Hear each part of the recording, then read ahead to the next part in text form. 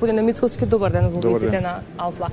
Се обративте овде пред повеќе од 1000 делегати, би рекла, на изборниот конгрес во присуство на повеќе од 8 премиери на земји членки на Европската унија со силна порака дека една земја членка на унијата ја негира Македонија, македонскиот јазик и историја. Очекувате ли да се слушне вашиот глас овде и онаа силна порака која што ја испративте?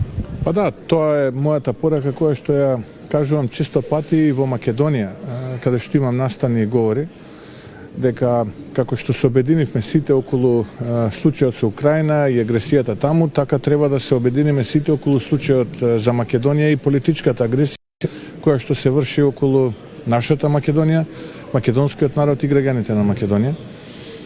Од една наша соседна држава, на граѓаните им е јасно за која држава станува збор. Мислам дека таа порака допре до сите присутни во салата и според она кое што можев да го слушнам после моето обраќање, но и од коментарите кои што потоа ми ги пренесува дел од делегатите и луѓето присутни во салата, и ценам дека треба што почесто на овој начин да разговараме низ Европа и низ светот и да ги промовираме нашите македонски вредности и да ги промовираме нашите интереси, бидејќи тоа е она околу кое што ние треба да се обединиме и таа е пораката која што ние како политичари треба да ја испраќаме овдека во Европа, дека заслужуваме да ги почнеме конечно преговорите со Европската унија и ценам дека тоа може најрано да се случи за време на Европскиот совет кој што ќе се случува нели помеѓу 22 и 24 јуни. ВМРО ДПМН кога станува збор за националните интереси секогаш како партија, јас како човек сме биле во одбрана на истите и така и ќе продолжиме. Наш главен национален приоритет во моментот е да ги почнеме тие преговори, без, разбира, дополнителна национална капитулација, како што тоа беше во минатото, кога владата ја предводеше Зоран Заев и најавата која што следи од оваа влада која што ја предводи Ковачевски. И убеден сум дека без било какви понижувачки отстапки, европските вредности ќе преовладаат и Македонија ќе ги почне преговорите во јуни. Во пресрет на самитот во јуни испративте апел до европските представници овде да помогнат во она што значи кривање на бугарското вето за интеграција на Македонија. Да, јас и тука кажав и ќе повторам дека за жал се уште сме можеби најкорумпираната држава на Балканот, за жал се уште владењето на правото е на најниски гранки, семако се користи за политички притисок и политичка пресметка со неистомисленици нормално. И сето тоа е наш акутен проблем. Но во случајот, повторно ќе кажам, тој чекор напред, од почнување на преговорите ќе влее да вид само доверба кај граѓаните дека не се дека не се заборавени од таа истата Европа, иако во минатото македонските граѓани многу направија за таа иста Европа. Кога зборувам за минатото, не зборувам во поблиското минато, кога беше бегалската криза, се извинувам, туку и за време на Втората светска војна пред и потоа. Така што еден ваков крупен чекор ќе значи многу. Повторно ќе кажам, ние имаме акутни домашни проблеми.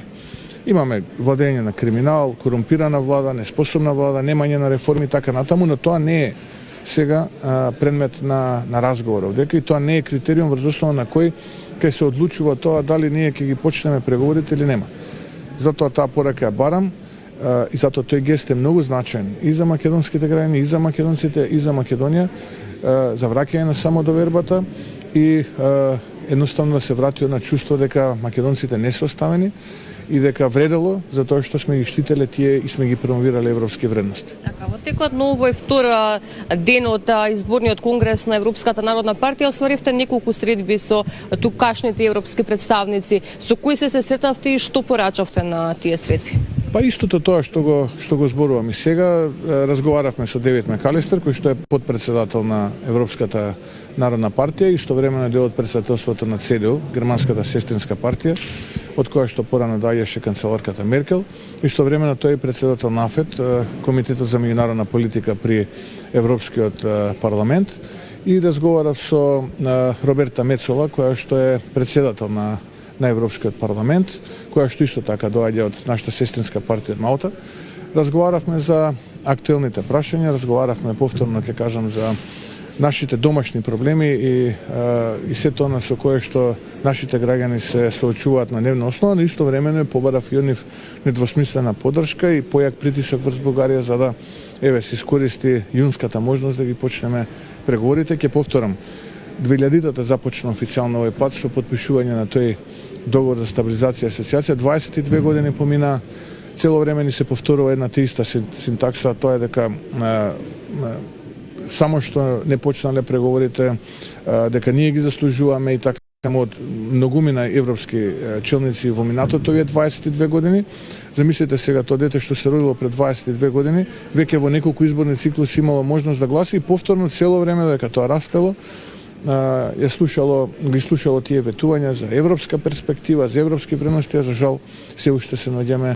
Не сме ни на масата да преговараме, туку што сме пред канцеларијата каде што се наоѓа таа маса, поради некои, би рекол, глупави причини, хегемониски барања и поради политичка агресија која што нашиот источен сосед ја прави врз нашата Македонија. Господин Мицуски, благодарам за гостување во Вестина Алфа. Ви благодарам на можност.